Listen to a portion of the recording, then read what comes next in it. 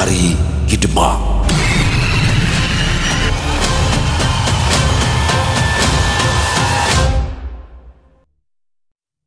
Gimana mas? Udah ngomong sama bos kamu? Gina, wanita berusia 25 tahun itu tengah berdiri menyambut suaminya yang baru saja pulang kerja. Mas, dia mau manggil lagi tapi masih tadi pedulikan. Brak! Baru balik udah ditanyain begituan. Aku tuh capek tau gak sih Gin? Benny membentak sambil membanting tas yang dibawanya ke arah kursi. Kemudian ia terduduk, menyandarkan tubuh. Wajah lesunya sambil mengurut dahi. Benny mulai meracau sendiri. Sementara itu, Gina masih terdiam di tempat semula. Tak terasa air mata tiba-tiba menetes begitu saja membasahi pipinya. Gina mengusap-ngusap perut yang berisi buah hati mereka sambil memandangi pria di hadapannya. Tinggal sebulan lagi mas, kata Gina resah. Benny menoleh kepada Gina. Tatapannya mulai tidak senang sambil mendengus kasar. Ia pun lalu berkata, kamu tuh gak bisa ya? Sehari aja gak ngeributin aku. Gina mendekat lalu ia duduk di hadapan Benny. Mas, ini bukan buat aku kok mas. Iya, aku tuh pusing, Gin. Aku tahu kamu sebentar lagi melahirkan. Aku juga tahu. Gina mengelus dada lalu menyeka air matanya. Tapi ini buat anak kita, Mas. Aku gak bermaksud ngeributin. Tapi aku cuma khawatir kalau memang kamu gak bisa ngusahain, biar aku bilang sama orang tuaku, ucap Gina panjang lebar. Benny beranjak sembari menggebrak meja. Emosinya memuncak apalagi setelah mendengar pernyataan Gina bahwa dia akan memberitahu orang tuanya. Maksud kamu apa? Kamu pikir aku gak bisa biayain lahiran kamu, hah? Benny naik pitam. Bukan gitu mas. Maksudku, aku tahu kondisi kamu gimana. Makanya aku cuma khawatir kamu gak bisa nyiapin biaya buat lahiran nanti. Gina menimpali. Tinggal sebulan lagi loh mas, ujarnya lesu. Benny pun pergi tanpa berkata apa-apa lagi. Sementara Gina masih duduk merenung. Lama dia menangis sesenggukan.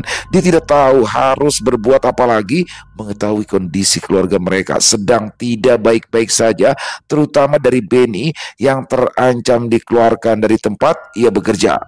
Sudah beberapa minggu ini, Benny tidak mendapat upah seolah dirinya bekerja hanya untuk sukarela.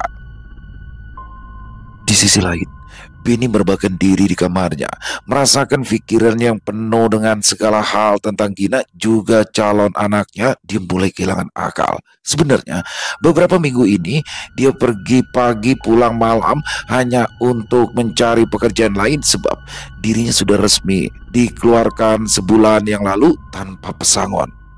Benny tidak tega untuk memberitahu Gina wanita itu terlalu lemah untuk sesuatu yang tidak ia senangi, yakni melihat Benny kebingungan dan putus asa. Namun waktu terus berjalan tanpa peduli bagaimana keadaan mereka. Perut Gina makin membesar. Kadangkala ia mulai merasakan mulas hingga bolak-balik ke rumah sakit karena Benny khawatir Gina akan melahirkan saat itu juga. Penantian panjang mereka sampai Gina akhirnya bisa mengandung menjadi hadiah terbesar selama pernikahan keduanya. Tetapi kebahagiaan mereka justru berubah menjadi kesengsaraan bagi Benny ketika ia dipilih menjadi salah satu karyawan yang resmi dikeluarkan. Benny masih merebahkan diri, sesekali mengusap air mata yang diam-diam mengalir dari sudut matanya. Seketika itu, Benny teringat seseorang. Dia meraba saku, mengambil ponselnya, kemudian memulai panggilan masuk kepada Adit, rekan kerjanya yang juga dikeluarkan 3 bulan yang lalu. Halo Dit, aku rasa ini udah waktunya. Besok datang ke sini ya. Bawa aku ke rumah orang itu. Tanpa menunggu jawaban dari seberang sana, telepon pun terputus begitu saja. Benny memejamkan mata. Keresahannya perlahan sirna hingga ia terlelap begitu saja. Jawa Timur, sekitaran tahun 2021. Pagi hari, deru mesin mobil terdengar semakin dekat. Tak lama, mobil tersebut terparkir persis di halaman rumah Benny dan Gina. Seorang pria dari dalam mobil tersebut keluar sambil menyapa Benny yang sudah menunggu sedari tadi. Sebelum akhirnya pria tersebut membuka suara, Benny segera membungkam mulut pria tersebut. Benny mendekatkan wajah ke telinganya, kemudian berbisik, "Jangan berisik, istriku masih tidur." Pria tersebut lantas terkejut seraya mendorong pelan tubuh Benny. "Kamu gak bilang sama istri kamu?" Tanyanya keheranan. Benny tidak langsung menjawab. Raut wajahnya Kiko ketakutan sambil mengusap tengkuk. Dia berkali-kali menoleh ke arah pintu memastikan bahwa Gina belum terbangun dari tidurnya. "Nanti saya ceritain. Udah ya, cepat. Mending kita berangkat sebelum keburu istriku bangun," ajak Benny segera dengan menarik paksa lengan pria tersebut yang tak lain adalah Adit. Keduanya pun bergegas pergi. Mobil yang mereka tumpangi mulai melaju menjauhi pekarangan rumah Benny. Namun pandangan Benny masih lekat dengan rumahnya. Ada perasaan takut, juga khawatir yang tiba-tiba saja datang sehingga membuatnya merasa gelisah sekarang. Berbanding terbalik dengan Adit yang kini duduk santai sambil mengemudi. Kemudian ia memutar beberapa lagu di mobilnya. Mengetahui jika Benny gelisah, ia segera menepuk-nepuk pundak Benny. "Kenapa, Ben?" tanyanya segera. Benny terperanjat lalu membenarkan posisi duduknya. "Aku takut, Dit," ujar gusar. Adit tertawa pelan. "Kamu gak bilang istrimu?" Benny membalas dengan gelengan kepala. "Gimana aku bisa bilang? Kondisiku kemarin gak baik. Apalagi istriku kelihatannya senang sebentar lagi bakal melahirkan." "Ya tapi wajar dong istrimu senang. Kalian kan udah bertahun-tahun nunggu punya anak. Tapi sekarang giliran udah dikasih, kamu malah pengen numpelin anakmu itu." Singgung Adit. Benny semakin muram. Pikirannya sekarang berkutat pada Gina dan juga calon anaknya. Yang terpenting sekarang hidupku bisa lebih baik, Dit. Kayak kamu sekarang aja udah bisa beli mobil, beli rumah. Dan masalah anak, istrimu akhirnya bisa hamil juga kan?" "Jangan anggap itu gampang, Ben. Aku itu memang sudah terlanjur masuk ke dalam lubang. Tapi bukan berarti aku pengen kamu masuk ke lubang yang sama juga." Sekali lagi Adit mencoba memperingatkan Benny. "Udah dong, Dit. Jangan justru bikin aku takut. Sekarang lebih baik kamu tetap bantu aku buat ke dukun itu," paksa Benny. "Ya wes, yang penting aku sudah memperingatkan kamu loh. Kalau nanti terjadi yang enggak sama kamu atau istri kamu, itu bukan urusanku," ujar Benny. "Ingat, ini keputusanmu sendiri, Ben," tambahnya kemudian. Benny semakin diam dibuatnya. Rasa takut, ragu, khawatir menjadi satu dalam benaknya. Dia tidak tahu harus berbuat apa selain menghalalkan satu-satunya cara agar dia dan Gina bisa bertahan hidup. Meskipun demikian, sebenarnya dia pun belum bisa mengikhlaskan sepenuhnya resiko yang akan mereka ambil. Sepanjang jalan, Benny hanya bergumam seorang diri. Sementara Adit berulang kali meyakinkan Benny, namun ego sudah mempengaruhi niat Benny. Mustahil bagi Adit untuk mencegah perbuatannya lagi. Di samping itu, mobil yang mereka tumpangi kini sudah masuk ke area hutan. Meskipun waktu yang mereka tempuh tidak terlalu lama, jam masih menunjukkan pukul 10 pagi, tapi keadaan di sekeliling mereka benar-benar gelap. Mereka seolah dibawa masuk ke alam yang berbeda. Bahkan sedari tadi Benny melongo, memperhatikan pepohonan-pepohonan rindang, juga jalanan yang mereka lalui gelap, sepi, dan juga senyap. "Ini beneran tempatnya?" tanya Benny diselimuti rasa ngeri. Adit lantas berdeham. Dia mengangguk. Kemudian, "Iya, ini tempatnya," jawabnya singkat. Sambil mengusap-usap tengkuk, Benny mulai merasakan hawa mencekam. Semakin mereka masuk ke dalam hutan, semakin dingin udara yang mereka rasakan. Ditambah lagi, langit tampak benar-benar gelap seperti malam sekarang. "Sebentar lagi sampai kok," kata Adit. "Kok tempat ini aneh ya?" ucap Benny keheranan. Adit yang masih fokus dengan kemudi itu pun hanya bisa memberikan kalimat penenang untuk meredam rasa takut Benny. "Ya namanya juga hutan, Ben. Ini gara-gara pohon-pohonnya tinggi-tinggi aja, jadi cahaya bisa masuk. Tapi ini beneran gelap loh, kayak udah malam." Mobil yang mereka tumpangi lantas berhenti di pinggir jalan setapak yang masuk ke arah hutan. "Tunggu di sini. Jangan keluar sampai aku kembali.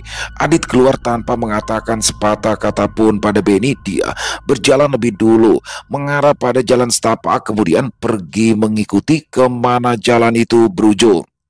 Mata Benny lekat pada punggung Adit yang semakin menjauh dan tiba-tiba hilang, seolah ditelan gelapnya hutan. Jantung Benny mulai berdegup kencang. Tinggal dia seorang diri di sana. Dia tidak tahu kemana Adit pergi. Sementara itu hutan yang sedari tadi sepi dan senyap kini mulai ramai oleh suara binatang-binatang liar. Seisi hutan tersebut bersaut-sautan. Benny seolah dikepung tanpa tahu jalan keluar. Pandangannya terus tertuju pada jalan setapak tersebut, berharap Adit segera keluar dari sana. Namun sudah 1 jam lamanya tidak ada tanda-tanda dari Adit. Waduh, kalau sampai terjadi sesuatu sama Adit, bisa gawat ini. Gumam Benny yang mulai beranjak turun. Dia segera menepis segala rasa takutnya, kemudian berjalan mengikuti kemana jalan tersebut akan membawanya. Kiri dan kanan Benny berjajar pepohonan tinggi dan besar. Sesekali dapat ia dengar sesuatu mendarat dari satu pohon ke pohon yang lain seiring dia melangkah. Tanya itu, kadangkala juga dia mendengar suara burung yang nyaris terdengar seperti teriakan seseorang. Benny mulai kebingungan, tapi dia tetap memberanikan diri untuk terus berjalan. Adit kemana ini? Semakin dia masuk ke dalam hutan, semakin gelap pula keadaan sekitar. Benny hanya mengandalkan secercah cahaya dari senter di ponselnya. Sambil berjalan, dia memanggil-manggil nama Adit. Adit, Adit. Tidak ada jawaban yang menyahutinya. Ia tidak bisa mengirimkan pesan juga karena tidak ada sinyal di ponselnya. Sampai pada akhirnya terdengar suara tawa yang menggema di ujung jalan. Benny segera berlari membuntuti di mana asal suara tersebut bermula. Dia berlari menerabas ilalang tinggi. Tidak dipedulikannya lagi semak belukar yang mulai menggores kulitnya. Tujuannya sekarang hanyalah menemukan Adit. Tiba di ujung jalan, dengan nafas memburu, tampak di pandangannya sebuah rumah gubuk. Dengan obor yang melekat di tiang rumahnya, Benny lantas memicingkan mata melihat dengan teliti rumah tersebut. Apa jangan-jangan itu rumah dukun yang dibilang Adit ya? Terbesit hal tersebut di pikir aja. Tanpa berlama-lama, Benny berjalan mendekat. Dengan mengendap-endap, wajahnya tegang, peluh keringat sudah membanjiri pelipis. Baju-baju yang ia kenakan separuhnya basah. Tok tok tok. Benny mengetuk pintu tersebut. Tok tok tok. Pintu terbuka. Lantas seorang pria tiba di hadapannya. Lantas Benny terperanjat. Pria tersebut tampaknya adalah benar dukun yang dikatakan oleh Adit. Mata Benny membulat, menatap lekat-lekat seseorang yang berdiri di belakang pria tersebut. Adit, ini orang yang kamu maksud? Pria di hadapan Benny menyaut dengan bertanya kepada Adit. Iya Ki, dia yang ingin bertemu dengan Aki, kata Adi terus terang. Lantas pria yang disebut Aki itu pun memperhatikan Benny dari bawah hingga ke atas. Ayo masuk, gak baik di luar lama-lama. Sambil menepuk bau Benny, pria tersebut mempersilakannya masuk. Pintu ditutup. Keadaan rumah tersebut sungguh gelap.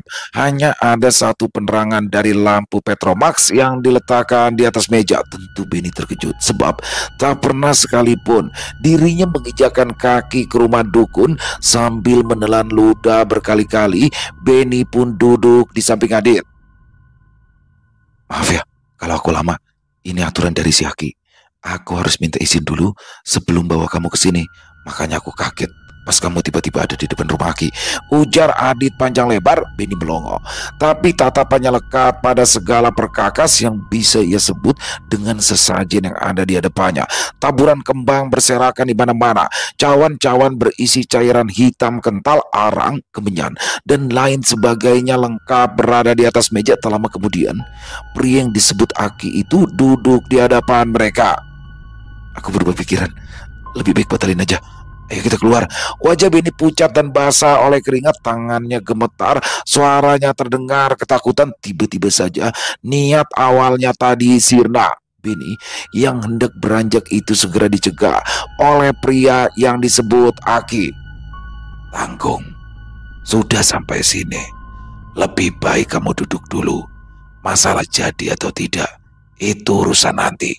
Benny pun duduk tanpa mengindahkan pikiran-pikiran buruknya yang mulai datang berkecamuk di dalam kepala. Di depan mereka, seorang pria berpakaian lusuh, jari jemarinya penuh dengan cincin akik serta mengenakan ikat kepala mulai berbicara. "Saya Ki Demang," ucapnya memperkenalkan diri. "Dan saya sudah dengar. Untuk apa niatmu datang kemari?" Tambahnya lagi sebelum Benny berujar, Benny hanya menunduk. Ia tidak berani menatap wajah Ki Demang. Sementara itu, dengan cepat, udara dingin merambat, menyentuh kulit tengkuk Benny. Dia mulai merasakan sekujur tubuhnya yang perlahan kaku tak bisa digerakkan sehingga dia hanya bisa terdiam. Jantungnya pun berdegup semakin kencang. Benny mulai mendengar suara-suara aneh di dalam rumah tersebut, seolah suara-suara itu mencoba mengajaknya untuk berbincang. Menyadari dari sikap Benny, Adit pun segera menegurnya dengan berbisik pelan. Ben, itu Aki udah ajak ngomong. Kok malah diem sih?" Tidak ada jawaban dari Benny. Mendadak tubuh Benny gemetar. Ia lalu terjatuh ke belakang. Kemudian kejang-kejang. Adit panik bukan main. Ki, ini Benny kenapa Ki?" tanyanya dengan memaki kepada Ki Demang. Namun Ki Demang hanya tertawa memperhatikan Benny yang seperti orang sekarat. Pria tersebut berdiri membawa cawan berisikan cairan hitam. "Minggir," titah Ki Demang. Adit masih sibuk menggoyang-goyangkan tubuh Benny agar tersadar. Dia bergeming di tempatnya tanpa memperdulikan perintah dari Ki Demang. "Ki, bantu dulu teman saya Ki. Dia kenapa Ki?" Ki Demang berjongkok persis di hadapan Adit. Dia lalu kembali tertawa, kemudian tangannya mengusap wajah, tangan dan juga jari Benny. Tetapi tidak ada perubahan yang terjadi. Benny masih kejang-kejang. Lantas Ki Demang memercikan cairan hitam dari cawan yang dibawanya sambil bergumam merapal mantra. Pria tersebut kembali mengusap tubuh Benny yang sudah basah oleh cairan hitam. "Sudah, biarkan saja. Nanti juga dia akan sadar sendiri." Dia bangkit, lalu meninggalkan Adit dan juga Benny yang masih kejang-kejang di dalam. Adit tidak mengerti maksud dari Ki Demang melakukan hal tersebut, apalagi melihat kondisi Benny yang tiba-tiba saja kejang. Dia merasa semakin janggal. Dia membuntuti kemana Ki Demang pergi. Rupanya pria tersebut tengah berdiri di halaman rumah. "Ki, Benny kenapa Ki?" tanya Adit kembali. Nada bicaranya gemetar, menandakan dirinya yang ketakutan serta khawatir dengan keadaan Benny. Ki Demang tidak menjawab apa-apa. Dia kembali tertawa. Adit tak tahu maksud dan sebab ia tertawa. Hal tersebut membuat emosinya naik seketika. "Maksudnya apa Ki?" "Saya itu kesini karena ingin menolong teman saya. Saya kasihan sama dia," tegas Adit. "Adit, kamu gak usah mikir saya akan melakukan hal-hal yang buruk pada temanmu itu." Ki Demang merogoh kantong, kemudian memberikan cincin aki kepada Adit. "Sudah, bawa ini. Nanti kasih sama Benny." Adit meredam emosi. Kini ia bertanya-tanya apa tujuan cincin tersebut ingin diberikan kepada Benny. "Buat apa cincin ini Ki?" "Loh, katanya kamu tadi mau nolong teman kamu itu. Sudah, kasih saja sama dia. Besok kamu juga tahu apa maksudnya." Ki Demang berbalik tubuh. Ia kembali masuk ke dalam. Menatapi tubuh Benny yang sudah terkapar lemas, Ki Demang segera memerintahkan Adit untuk membawa Benny keluar. "Bawa dia keluar dari sini sekarang, sebelum maghrib. Dan jangan lupa, cincin itu kasih ke dia, ngerti?" Adit mengangguk berkali-kali, lalu bergegas memapa tubuh Benny. Mendengar kata sebelum maghrib membuat trauma setengah mati. Segala cara dia lakukan untuk membawa Benny yang tidak sadarkan diri itu pergi dari hutan. Perjalanan terasa panjang. Adit bahkan tidak bisa membedakan dirinya kini berada di ruang waktu apa di sana. Sungguh-sungguh gelap meskipun jam masih menunjukkan pukul 2 siang. Hingga 4 jam waktu perjalanan, akhirnya Adit pun tiba di rumah Benny. Ben, bangun Ben." Benny belum juga tersadar, sehingga Adit harus berusaha untuk membangunkannya. Benny, bangun." Satu tepukan kencang lantas mendarat di wajah Benny. Benny segera tersadar, menyadari tepukan tersebut. Namun dia kebingungan, matanya memicing, lantas menoleh ke kanan dan ke kiri. "Loh, kok udah pulang Dit?" "Udah, Urusanmu sudah selesai. Sekarang cepat masuk. Pasti istri kamu nyariin. Tapi aku kok gak inget apa-apa, Adit. Apa benar urusanku udah selesai? Tanya Benny penasaran. Adit mendadak gugup. Dia bingung bagaimana cara memberitahu Benny sementara dirinya saja tidak tahu pasti tujuan Ki Demang tadi. Dia pun lalu merogoh kantong, memberikan cincin akik dari Ki Demang kepada Benny. Ben, ini dari Aki, ucapnya ragu. Benny mengerutkan dahi. "Oh, aku gak ingat tadi ngapain aja ya. Kenapa bukan Aki aja yang ngasih langsung ke aku? Kok malah lewat kamu?" Adit mengedarkan pandang sembari berpikir untuk mencari alasan. "Ya iya, jadi tadi kamu itu pergi duluan," jawab yang terbata-bata. "Makanya Aki minta aku yang ngasih ke kamu," Adit menambahkan. Lantas Benny memberikan tatapan curiga kepada Adit, tetapi dia pun menerima cincin akik yang diberikan Adit padanya. Kemudian dia beranjak sambil membuka pintu mobil. "Jangan bilang-bilang ke Gina soal aku pergi ke dukun. Besok aku kabarin." Benny pergi dari pandangan Adit.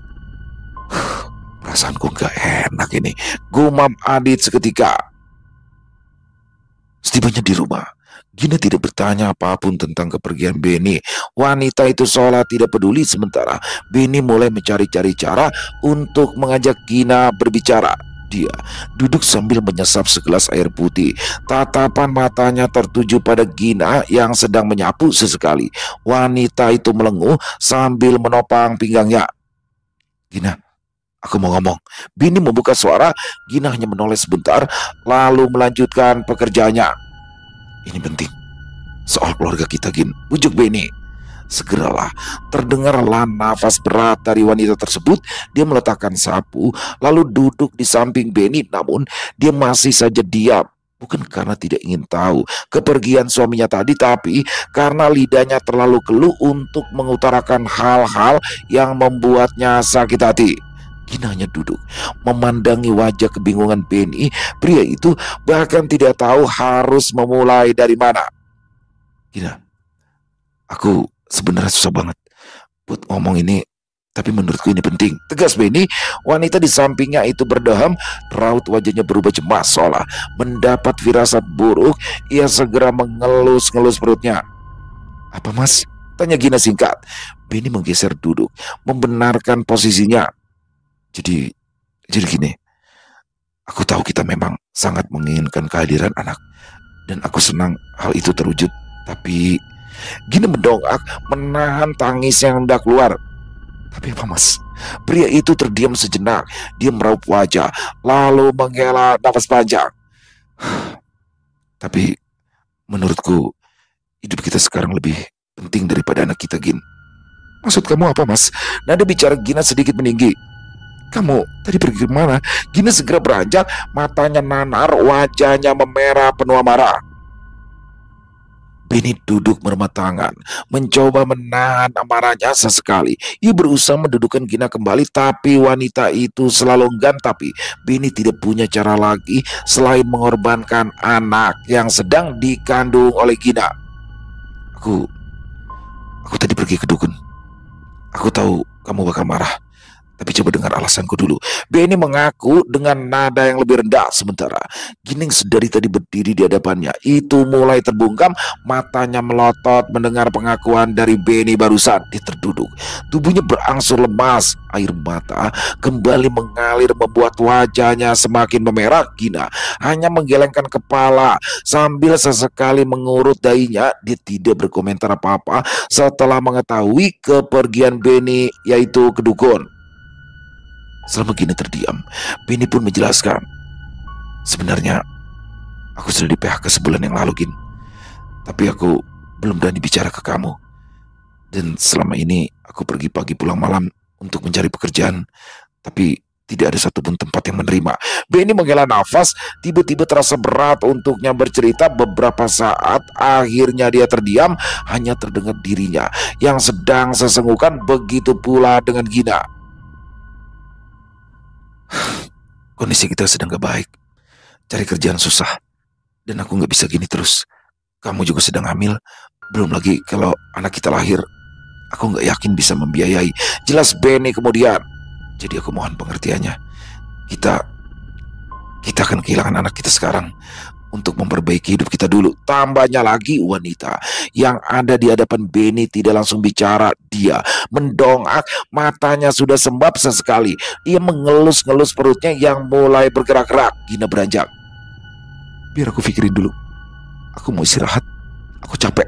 Perbincangan mereka ditutup dengan kegelisahan. Gina menangis di dalam kamar, sedangkan Benny terjaga di ruang tamu sambil memikirkan niatnya itu. Tak jarang pula Benny kembali berpikir jika perbuatan yang ia lakukan terkesan jahat, tetapi pikiran tersebut segera tersingkirkan oleh hal-hal lain tentang keberlangsungan hidupnya. Hingga keesokan paginya, Benny berkemas. Dia sudah menelpon Adit kembali untuk membawanya pergi ke rumah Kidemang di halaman rumah. Dia terduduk, tatapannya kosong ke depan. Hamparan pekarangan rumahnya yang mulai kotor dengan dedaunan kering itu tidak diindahkan. Pikiran Benny berkecamuk, terus-menerus memikirkan kondisi Gina dan anaknya. Mas, aku ikut. Suara wanita yang lembut merasuk ke telinga Benny. Dia terperanjat, lalu segera tersadar dari lamunan. Dia melihat Gina sudah tiba di sampingnya dengan berpakaian rapi, juga membawa tas lempang. Benny menatap heran. Ikut kemana? Tanyanya. Wanita itu hanya tersenyum, berusaha menutupi kegelisahannya meskipun masih tampak sayu karena matanya yang sembab karena menangis semalaman. Kamu mau ke dukun kan? Aku ikut. Benny sontak berdiri. Ia menggenggam kedua bahu Gina kuat-kuat. Gak usah, kamu di rumah aja ya. Aku mau batalin niatku kemarin. Namun Gina segera melepas genggaman tangan Benny. Ia mengangguk perlahan, lalu melihat perutnya yang sudah membesar. Gak apa-apa mas. Lagi pula benar kata kamu, kita gak akan bisa menjamin kalau kita bisa merawat dia dengan baik. Justru kasihan kalau sampai dia lahir dengan kondisi keluarga kita yang seperti ini. Mata Benny berkaca-kaca, bibirnya bergetar. Dia tidak bisa menutupi kekhawatirannya pada istrinya. Apa kamu yakin? Yakin mas. Tepat ketika mobil Adit datang, mereka pun bergegas berangkat menuju rumah Kidemang. Istri kamu setuju? Tiba-tiba di tengah keheningan mereka, Adit pun membuka bicara. Mendengar pertanyaan itu, Benny sontak menoleh ke belakang, memastikan Gina tak mendengar percakapan mereka. Ketika Gina tertidur, barulah Benny menjawab pertanyaan tersebut. Ya, dia akhirnya mau. Jawab Benny ditambah dengan senyuman lega. Kamu bujuk ya? Benny mengangguk. Ya, semalam kita sempat bertengkar, tapi tadi pagi dia tiba-tiba mau. Jaga istrimu baik-baik ya. Kalau sampai di sana, suasana menegang. Adit fokus mengendarai mobil, sedangkan Benny mulai dibuat penasaran dengan ucapan Adit barusan. Maksudnya? Tanya Benny segera. Lekat mata Benny tertuju pada Adit yang tampak menutupi sesuatu. Terlihat dari gelagatnya yang tiba-tiba mencuri-curi pandang ke arah Gina, lalu membuang muka ketika Benny menangkap bahasa kelakuannya. Apa ada yang belum kamu ceritakan tentang tempat itu, Dit? Tanya Benny lagi. Bukan apa-apa, aku cuma mengingatkan. Adit segera mencari alasan. Lagi pula di sana kan hutan, istrimu juga pasti kesulitan jalan, jadi jaga istrimu aja baik-baik. Mobil berhenti tepat di samping jalan setapak yang menuju ke rumah Kidemang. Pandangan Adit terarah pada jalan tersebut sambil sesekali menyembulkan kepala keluar jendela, lalu menoleh ke kanan dan ke kiri seolah memastikan tak ada mara bahaya di sekitar mereka. Aku turun dulu. Jangan keluar sampai aku balik ke sini. Jangan nekat kayak kemarin. Ingat, tegas Adit. Dia segera bergegas pergi dengan berlari masuk ke dalam hutan, mengikuti kemana jalan setapak tersebut berujung. Tersisa Benny dan Gina di sana. Hingga beberapa saat lamanya Adit tak kunjung kembali. Sementara Gina sudah terbangun dari tidurnya. Wanita itu terkejut bukan kepalang. Dia terenyak ketika matanya menangkap apa yang ada di sekitar mereka. Hutan rimbun, suara-suara hewan asing dari dalam hutan, serta gelap yang mencekam. Mendapat kejutan semacam itu membuat merasakan mulas luar biasa dari perutnya. Gina merintih kesakitan, sedangkan Benny kebingungan menangani Gina. Kenapa? Perut kamu mulas lagi? Tanya Benny yang sudah panik. Pertanyaan tersebut tadi jawab oleh Gina. Dia hanya bisa merintih sambil menggenggam erat tangan Benny dengan nafas yang memburu, juga peluk keringat yang sudah membasahi tubuh. Gina mulai tidak bisa menahan rasa mulasnya yang berangsur menyakitkan. Mas, ini di mana mas? Ayo pergi mas, bawa aku ke rumah sakit. Pintanya menahan sakit. Ini kita di hutan, Gin. Bini seolah ikut merasakan sakit karena melihat Gina yang terengah-engah nafasnya. Kita jauh dari rumah sakit. Aku nggak mungkin bisa bawa kamu ke rumah sakit sekarang. Ujarnya penuh rasa bersalah. Gina kembali merintih, tapi disertai rasa kecewa serta putus asa. Di mana rumah dukunnya? Bawa aku ke sana sekarang. Beni mencoba menahan Gina. Dukun itu melarang aku ke sana sebelum Adit jemput kita, Gin. Terus sekarang Adit kemana? Pandangan mata Beni tertuju pada jalan setapak menuju rumah Ki Demang. Tatapannya penuh harap kepada Adit agar segera kembali, sebab sudah 30 menit lebih lamanya Adit tak kunjung kembali. Di sisi lain, Beni harus dihadapkan pada kondisi Gina yang membutuhkan pertolongan segera. Dia bahkan tidak mengerti cara menangani apa yang sedang dirasakan Gina, sehingga tidak ada pilihan lain. Beni segera mengangkat tubuh Gina, lantas membawa wanita itu keluar dari mobil. Ayo, pelan-pelan aja ya, perlahan demi perlahan. Beni membantu Gina berjalan. Meskipun demikian, Beni sebenarnya merasa ketakutan. Sepanjang mereka melangkah, terdengar suara hentakan yang berasal dari satu pohon ke pohon yang lain di belakang mereka. Suara apa itu, Mas? Terjereng Gina bertanya. Akan tetapi Beni tidak ingin membuat wanita itu ketakutan. Sebisa mungkin dia memberikan alasan kepada Gina untuk menghilangkan rasa penasarannya. Namun semakin lama suara-suara aneh itu menjadi di luar perkiraan. Kali ini Beni tidak lagi beralasan, sebab mereka mendengar dengan jelas suara-suara itu tidak lagi menjelma menjadi suara hewan, melainkan suara bisikan manusia yang sangat jelas merasuk ke dalam telinga keduanya. Beni yang ketakutan segera menggendong tubuh Gina. Tertati-tati dia membawa Gina berlari menjauh dari suara-suara yang mengikuti mereka. Ki, Aki, langkah Beni semakin dekat. Dia berteriak-teriak meminta pertolongan kepada Ki Demang. Dengan segera Adit dan Ki Demang dikejutkan dengan kedatangan mereka secara tiba-tiba. Adit tergopoh-gopoh mendekati Beni yang sudah kewalahan menggendong Gina, sementara Ki Demang meletakkan segala perlengkapan ritualnya. Kenapa nyusul ke sini? Kan aku udah bilang tunggu di mobil aja, sentak Adit. Beni tertunduk. Ia tak bisa menahan isak tangisnya. Gina masih merintih lalu terkapar di atas tanah. Gina kesakitan, Adit. Aku nggak tahu harus gimana. Dia butuh bantuan, makanya aku nekat nyusul kemari. Adit menepuk jidat. Terdengar dia meracau pada Beni tanpa henti. Perbuatan kamu itu bisa bikin marah penunggu di sini. Sudah, aku batalkan saja rencanaku. Aku mau bawa Gina pulang. Tolong. Beni terduduk putus asa di hadapan Adit. Apa katamu? Kamu ingin membatalkan ritual? Ki Demang membuka suara. Ritualnya sudah dimulai, tidak bisa dibatalkan. Kalian harus tetap menjalani ritualnya sampai dengan selesai. Beni mendongak. Ia segera mengusap air matanya lalu bertekuk lutut di hadapan Ki Demang. Ki, apa tidak bisa dibatalkan, Ki? Saya belum bilang kalau saya mengiyakan. Saya juga nggak ingat saya meminta Aki untuk melakukan ritual sekarang. Ki Demang tertawa. Saya tahu keinginanmu semuanya dari Adit. Dan cincin akik yang kamu bawa itu menjadi bukti bahwa kamu mengiyakan ritual itu. Sekarang, ayo, bawa istrimu masuk. Pria tersebut mendahului masuk ke dalam rumah. Sementara itu, Beni masih terdiam, melongok, menatap Ki Demang. Dia tiba-tiba kebingungan karena sama sekali tidak mengingat kapan ia mengutarakan maksud ia pergi ke tempat itu, apalagi mengiyakan ritual itu dijalankan sekarang. Niatnya hari itu datang ke Bali hanya untuk berbicara lebih lanjut bersama istrinya. Bawa Gina masuk dulu, nanti bakal dijelaskan sama Aki di dalam. Adit menepuk-nepuk pundak Beni kemudian berlalu di hadapannya. Beni tidak tinggal diam. Dia segera membantu Gina berdiri, kemudian membawanya masuk ke dalam. Di dalam rumah tersebut rupanya Ki Demang benar-benar sudah mempersiapkan semuanya.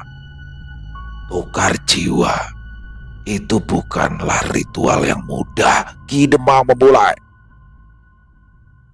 Ya Ki, saya tahu Ki. Saya tahu karena Adit juga melakukan ritual itu beberapa bulan yang lalu kan, sahut Beni. Kemudian Ki Demang mengangguk. Kalau begitu, Harusnya kamu tahu syarat yang mesti kalian lakukan untuk tukar jiwa. Beni segera melirik ke arah Gina. Apa yang terjadi sama istri saya nanti? Istrimu itu cuma harus berdiam diri di kamar yang saya siapkan selama sehari dalam kondisi apapun. Kalau ritualnya berhasil, anakmu bakal diambil dan diganti dengan sesuatu yang kamu inginkan. Jelas Ki Demang panjang lebar. Tapi istri saya bakal selamatkan Ki. Ki Demang berdoa. Sesekali ia tersenyum sembari mengalihkan pandangannya ke arah Gina. Yang diambil itu hanya anakmu. Karena Nyai penunggu tempat ini cuma menerima janin, bukan ibunya. Jawab Ki Demang.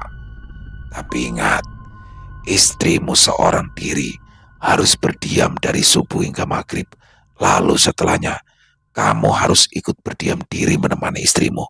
Jangan keluar dalam keadaan apapun sampai subuh menjelang. Tambahnya, persyaratan tersebut tampaknya mudah untuk dilakukan. Begitu pula dengan Gina yang langsung mengiyakan tanpa berpikir panjang. Mereka menyetujui dilakukannya ritual tersebut. Semalaman mereka menginap, sampai tiba keesokan hari di waktu subuh. Gina sudah digiring masuk ke dalam kamar yang sudah disediakan oleh Ki Demang. Dia dikurung di sana sampai maghrib tiba dalam keadaan apapun. Sedangkan Beni menunggu bersama Adit dan Ki Demang di luar sambil berjaga. Tak jarang mereka mendengar jeritan Gina dari dalam sana sehingga membuat Beni gusar. Dia khawatir dengan keadaan Gina. Berbatang-batang rokok dibakar, tapi tak dapat menepis kekhawatirannya. Waktu masih panjang, tapi Beni mulai tak tahan mendengar jeritan istrinya yang berada di kamar. Kadangkala Beni berjaga di depan pintu sehingga ia dapat mendengar ketukan Gina dari dalam. Tibalah waktunya Beni untuk masuk ke dalam. Ki Demang memberikan seikat sapu lidi kepada Beni sebelum ia masuk ke dalam. Bawa ini untuk menangkal hal buruk.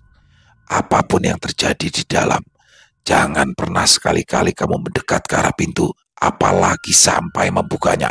Ki Demang memperingatkan, kamu harus berdiam sampai subuh tiba, sampai terdengar lagi ketukan dari luar. Baru kalian boleh keluar. Mengerti? Beni mengangguk mantap. Kemudian ia masuk ke dalam kamar menemui Gina. Pintu sudah ditutup rapat. Tersisa beberapa jam lagi waktu ritual mereka berakhir. Namun ketika melangkahkan kaki ke dalam, alangkah terkejutnya Beni kalau melihat kondisi Gina yang tak karuan. Rambut wanita itu sudah acak-acakan. Dia histeris sambil memeluk Beni. Mas, jangan masuk ke sini, Mas. Cepetan keluar. Gemetar Gina mengatakan hal tersebut kepada Beni. Menyaksikan tingkah Gina membuat Beni bertanya-tanya apa yang sudah terjadi padanya. Gina, kamu kenapa? Kok kamu sampai kayak gini sih? Mata Gina mengedar ke sekeliling ruangan. Dia ketakutan sembari menutup matanya. Cepet pergi, Mas. Cepetan sebelum dia datang, ucapnya berkali-kali. Kemudian Gina berteriak tanpa tahu sebab apa yang membuatnya ketakutan setengah mati. Di sisi lain, Adit dan Ki Demang berjaga di luar sambil membakar beberapa batang rokok. Kini giliran Adit yang merasa cemas dengan keadaan Beni dan Gina di dalam. Ki, kok mereka berdua sampai teriak-teriak kayak gitu sih? Tanya Adit keheranan. Ki Demang mendongak menatap langit yang gelap gulita di atasnya. Kemudian dia terkekeh. Sebenarnya penunggu di sini sudah marah sejak awal kedatangan Beni. Adit sontak membuang puntung rokok kemudian menginjaknya. Marah? Marah gimana, Ki? Dia terkejut sebab Ki Demang baru berterus terang padanya sekarang. Kamu tahu sendiri, penunggu di sini tidak suka orang lain asal masuk, apalagi belum pernah menginjakan kaki di tempat ini. Darahnya masih wangi, rawan, mengundang hal-hal buruk lainnya. Jelas Ki Demang. Adit mulai tersulut emosinya. Loh, terus kenapa masih dilanjut, Ki? Beni tidak mengiyakan ritualnya dilakukan sekarang kok. Dia juga belum mengutarakan maksud datang ke Aki. Sabar, sabar. Semua punya maksud dan tujuan, Adit. Tidak ada sedikit pun rasa bersalah dari nada bicara Ki Demang. Kamu tahu kalau dia ragu, maka dari itu aku bantu agar dia yakin dengan niatnya. Ya tapi nggak bisa begitu dong Ki. Ini salah. Mereka bisa celaka di dalam, bentak Adit. Alah, Nyai itu ndak akan mau datang sebelum waktunya berakhir. Yang mengganggu mereka itu paling cuma penunggu-penunggu biasa di sini. Adit beranjak, dia tidak ingin mendengar lagi ucapan Ki Demang. Dia hendak membantu Beni yang kini ikut terkurung di kamar bersama Gina. Akan tetapi, baru saja melangkah Adit sudah dikagetkan oleh Beni yang tiba-tiba berlari menghampiri mereka. Begitu pula dengan Ki Demang yang langsung melotot melihat Beni. Kenapa kamu keluar sekarang? Tanya Ki Demang disertai sentakan. Loh, bukannya Aki tadi sudah mengetuk pintu? Jawab Beni. Gawat, kacau ini. Ki Demang meracau lalu buru-buru masuk ke dalam. Lah, di mana istrimu? Tanyanya segera. Mereka panik. Firasat Adit terbukti benar bahwa Beni dan Gina bisa celaka. Beni yang tidak mengerti apa-apa hanya terdiam mengikuti kemana Ki Demang dan Adit berjalan. Betapa terkejutnya mereka mendapati Gina yang sudah terkapar bersimbah darah di lantai. Wanita itu tak sadarkan diri.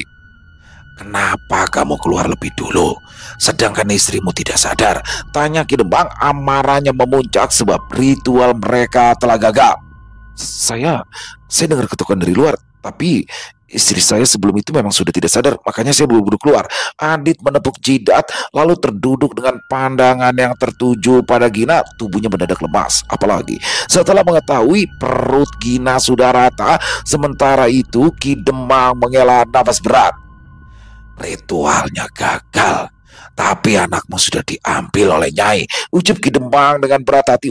Wajahnya tertunduk, lalu ia meninggalkan kamar tersebut tanpa mengatakan sepatah kata lagi. Loh, apa maksudnya gagal, Dit?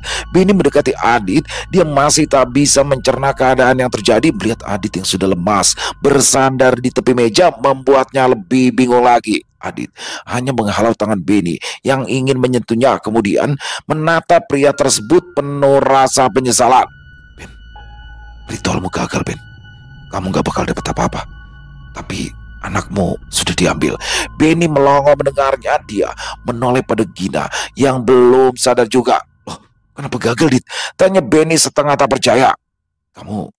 Kamu sudah keluar sebelum waktunya. Amarah Beni memuncak. Seketika kala mendengar pernyataan tersebut, dia memaki-maki Adit, juga Ki Demang atas apa yang terjadi dengannya dan Gina barusan. Dia mengatakan kesaksiannya panjang lebar. Dia benar-benar mengaku mendengar ketukan dari luar. Dari Ki Demang, aku baru tahu kedatangan kamu kesini dari awal udah bikin penunggu hutan marah. Adit berusaha menjelaskan juga menenangkan Beni. Loh, terus apa niat Aki? Apa niat Aki nerusin ritual ini, Dit? Tanya Beni pasrah. Antara hidup dan mati, Aki, Ben. Mungkin Beni bangkit, segera membawa Gina yang masih terkapar lemas, tubuhnya dingin. Pakaian yang wanita itu kenakan sudah berlumuran darah. Sambil berjalan, Beni terus-menerus bertanya kepada Adit yang bahkan tak tahu menahu tentang niatan Ki Demang yang sebenarnya. Ketika mereka keluar dari kamar, berusaha mencari kemana Ki Demang berada, tapi keadaan sekitar mendadak sepi. Ruangan rumah Ki Demang gelap gulita, perkakas untuk ritualnya berserakan kemana-mana, berdebu dan berlumuran noda tanah. Rumah tersebut mendadak tak ada kehidupan. Menyadari keanehan yang terjadi, Adit bergegas membawa mereka pergi. Lari, jangan pernah menengok belakang. Mereka pergi beriringan, berjalan menerabas hutan yang semakin mencekam. Tersisa banyak tanda tanya yang akhirnya diutarakan ketika mereka tiba di perjalanan. Masih dengan hati yang terpukul, kekecewaan yang mendalam serta rasa penyesalan, Beni bertanya kepada Adit, sebenarnya kamu bawa aku ke tempat apa sih, Dit? Adit tak lagi dapat menutupi rasa bersalahnya juga. Dia lantas memberitahu segala hal yang ia ketahui tentang tempat tersebut, juga tentang Ki Demang. Dia itu sebenarnya dukun sakti yang bisa pindah kemana-mana, Ben. Kalau ritual dia gagal dan dia gagal mendapatkan tumbal, dia bakalan pindah sama kayak tadi. Makanya rumah itu mendadak sepi berantakan karena Ki Demang sudah pindah lagi. Beni semakin tak percaya dengan apa yang terjadi. Kok bisa sih, Dit? Terus gimana nasibku dan Gina? Kenapa anakku akhirnya bisa diambil tapi aku gak dapet apa-apa? Adi terdiam cukup lama. Dia mengingat segala hal yang Ki Demang sampaikan padanya. Penunggu di sana marah karena kamu menyusul ke dalam selagi ritual itu disiapkan. Tapi sebelum kamu datang, sebenarnya aku udah niat bawa kamu pergi. Oh, terus kenapa pas aku sampai kamu gak bawa aku pergi? Adit menggeleng. Karena mustahil keluar dengan selamat, Ben. Niat si Aki sejak kedatanganmu dari awal ternyata mencari tumbal untuk dirinya sendiri. Dan aku gagal mencegah kalian. Maaf. Beni meraup wajah. Tangisnya pecah seketika melihat Gina yang juga belum tersadar membuat hatinya makin tersayat. Aku dijebak. Beni tak mendapat apapun dari niatan pesugihan tukar jiwa untuk mendapatkan kekayaan secara cuma-cuma atas dasar nafsu Beni yang begitu besar, menghalalkan segala cara termasuk tega menyerahkan calon anaknya. Berakhir sia-sia, nasibnya berujung dijebak oleh dukun licik yang ternyata tengah mencari tumbal juga untuk kelangsungan hidupnya. Selesai. Wow, luar biasa kisah dari Misty nih. Waduh, dapat banget ya, horornya dapat, misterinya dapat, dan di sini bagaimana? Aduh, Beni dan Gina, terutama Beninya sini ya. Dia udah kesulitan ekonomi. Dia udah nunggu anak lama-lama karena diterpa kesulitan ekonomi malah mau numbalin anaknya, kan aduh, parah banget ya.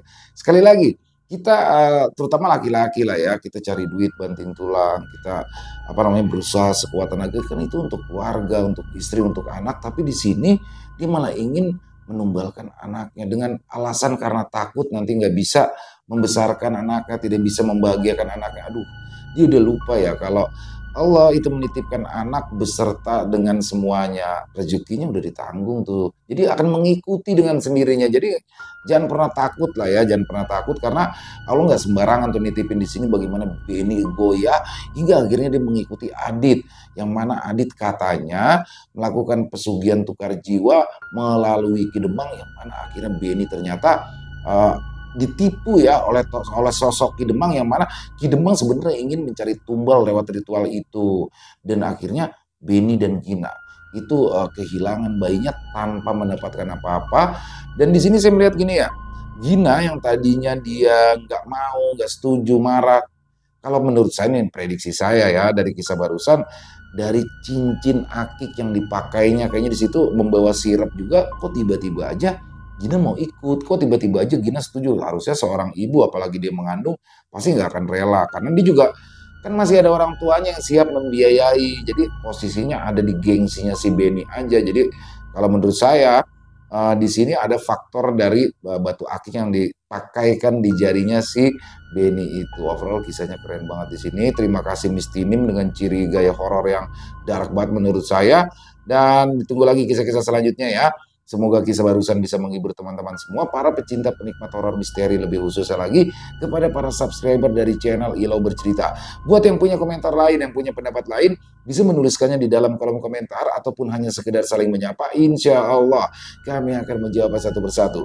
Dan buat teman-teman yang suka dengan videonya, bisa diklik tombol like-nya, tombol jempolnya, boleh juga dong dibantu di-share ya link videonya ini ke teman-teman yang lain agar juga ikut merasa terhibur. Dan buat teman-teman yang belum subscribe, sekali lagi yuk bisa diklik tombol subscribe ya, jangan lupa lonceng notifikasinya dinyalakan agar teman-teman selalu mendapatkan notifikasi dari konten-konten yang akan kami upload di setiap harinya. Untuk channel Ilau Bercerita, kami upload setiap malam jam 9 malam waktu Indonesia bagian Barat. Oh ya, buat teman-teman yang mungkin punya kisah horor misteri ya, yang mungkin apabila berkenan untuk dibawakan di channel kami, silakan bisa mengirimkannya ke nomor telepon kami yang ada di sini. Bebas ya, kirimannya boleh dalam bentuk rekaman suara, boleh dalam bentuk tulisan, senyamannya teman-teman aja. Dan buat teman-teman yang sudah mengirimkan kisah, kami ucapkan terima kasih. Di akhir kata, saya Ilau mengucapkan permohonan maaf apabila mungkin dalam pembawaan kisahnya barusan ada kata-kata saya yang salah ataupun ada kata-kata saya mungkin yang kurang berkenan. Saya mohon dibukakan pintu maaf yang seluas-luasnya. Sampai berjumpa lagi di konten-konten kami selanjutnya, yang pasti tidak kalah serunya, yang pasti tidak kalah horornya. Masih bersama saya Ilau di channel Ilau Bercerita. Salam sehat, sukses selalu untuk kita semua. Wassalamualaikum warahmatullahi wabarakatuh.